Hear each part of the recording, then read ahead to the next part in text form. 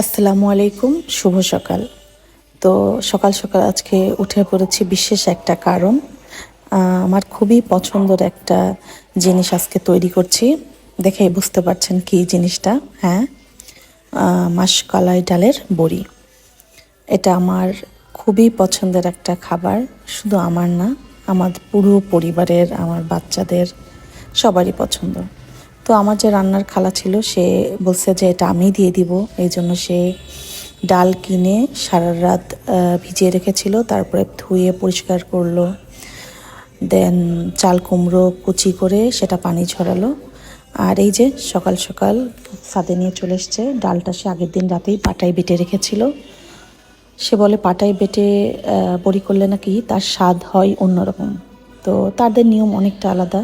তারা এর ভিতরে লবণ দিয়েছিল, রসুন বাটা এবং জিরে ভেজে গুঁড়ো করে সেটা দিয়ে এটা এই যে মাখাতে থাকে অনেকক্ষণ। এটা মথতে থাকবে যতক্ষণ না এটা একটা ফ্লাপি মানে ফমি ফমি ভাব হবে। যারা বড়ি দিয়েছেন তারা জানেন।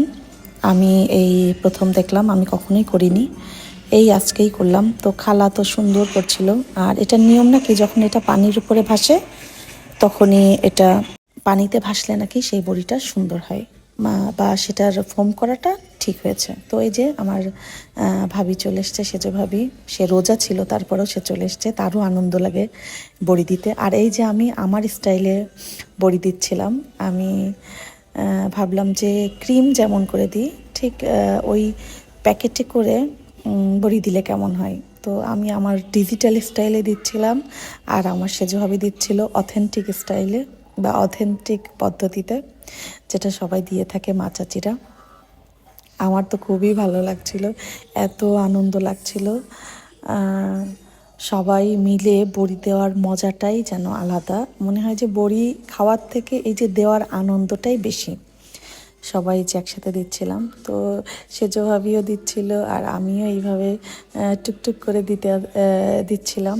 এবং দিতে দিতে মাসাল্লাহ আমি অনেকগুলো বড়ি দিয়ে ফেলেছি, অনেকগুলো মানে অনেকগুলা। এবং খালা আমাদের সাথে পেরে উঠছিল না তার ফোন করতে করতে।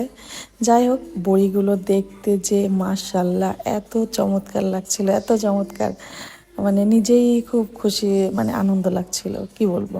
তো এই যে অনেক বড়ি হয়েছে মাসাল্লাহ, 2 কেজি ডালের বড়ি, অনেক মাসাল্লাহ। তো এই যে,